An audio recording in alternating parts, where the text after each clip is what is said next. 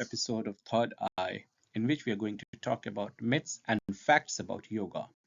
The opinion expressed in this video is work of research and review, and it does not confirm or deny my individual practice of yoga.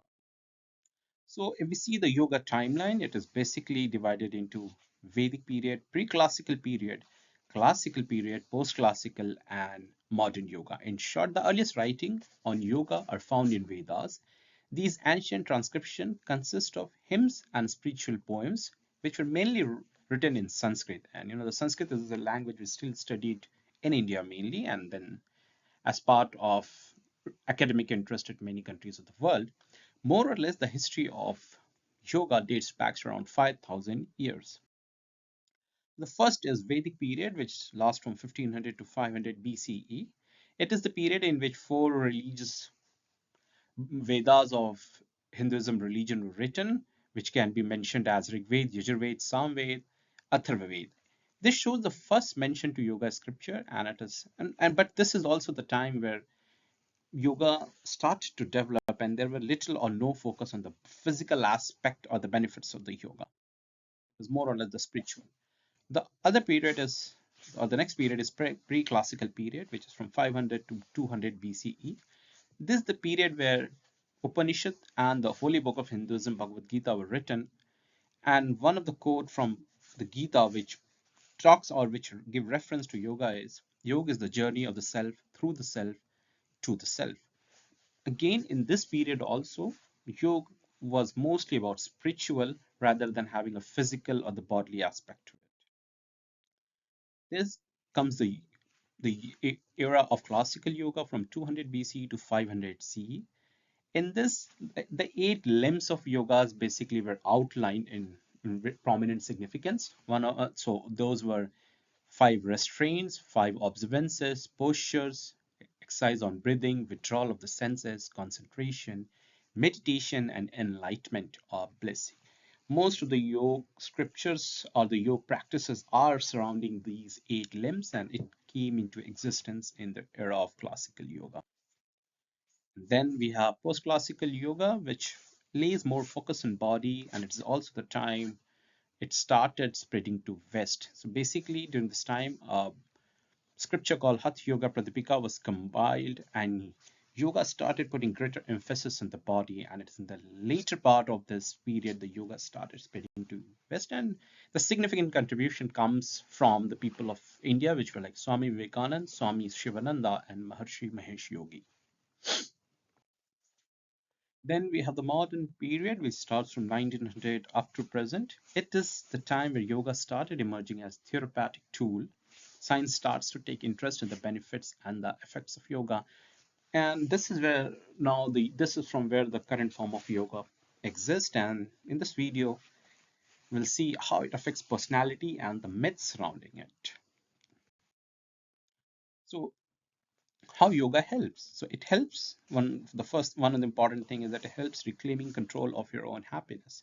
You might have been feeling down about something, like you got a raw deal on something, but then and you feel that you're the most suffering person in the world.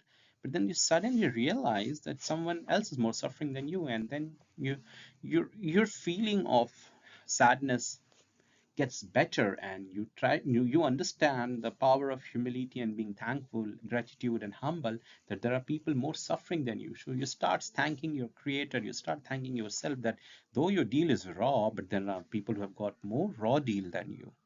So this yoga does imbibe the feeling of gratitude, and it helps you to reclaim control of your own happiness.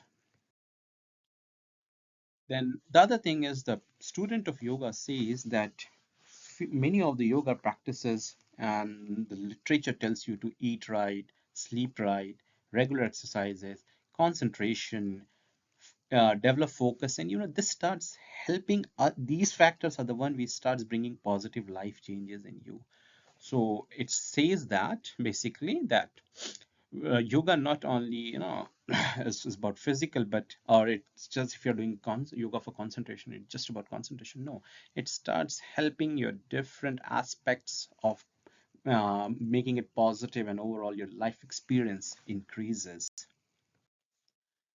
Anxiety reduction. In yoga, the person focuses on breathing ability, and this does play a role in anxiety reduction.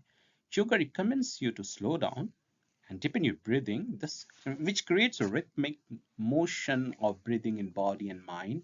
It brings body and mind in peace with each other, and it makes you more aware of your body. And this helps you to bring your anxiety hormones down. So this is another advantage. You start understanding your body better. Does it promote physical health? Yes, it very much promotes strength, flexibility, and balance. And one of the advantages most of the yoga practices also helps you to build core strength. And core strength, controls or prevents you most of the injuries in the upper body. And the importance of being healthy as the body ages. So yes, yoga does promote physical health. Then there are other benefits of the yoga, which is like, so I mentioned three from a very comprehensive list. So those are, it does improve concentration. If you want to reduce weight, it helps you to remove the extra fat, and it expands your abdominal organs and enhances digestion. And it's not about differing opinion, it's about myths. There are, if you search, there are a lot of myths about yoga, but then I've just picked two which I found more significant. It's like, does yoga will automatically make you happy? Yes or no? So if you're really transforming through this practice, you will experience, the student of the yoga have said that they experience a lot of ups and downs in the journey. Like most of the thing, it's not a smooth sailing, but then when the sailing becomes smoother, it means this practice has started working for you. So one of the biggest myth that people have about doing yoga is that, will it make you calmer and more happier instantly? See, this can be true, but it's not true for everyone. In fact, the odds are it will make you feel emotionally worse before making you feel better. Then if you are not properly aligned, physically aligned, then will you miss out the benefits? So the literature says, and the benefit which have been observed by different practitioners says that too much focus on alignment can be detrimental to the neurological benefits of the yoga. Detailed alignment is important, but then if you are just focusing on that alignment, it distracts you from the direct experience which you are going to get. So basically, it is said that you go near to the perfect alignment which suits your body, and then you start focusing on the connections which you're trying to develop through your inner self, and that will benefit you more rather than just focusing on the technical alignment of the physics. Thank you. To likes and subscribe. But at the end, as I always does in most of my video, I talks about the references. So these are the three of the many references which I have used to make this video. Thank you. Thank you very much.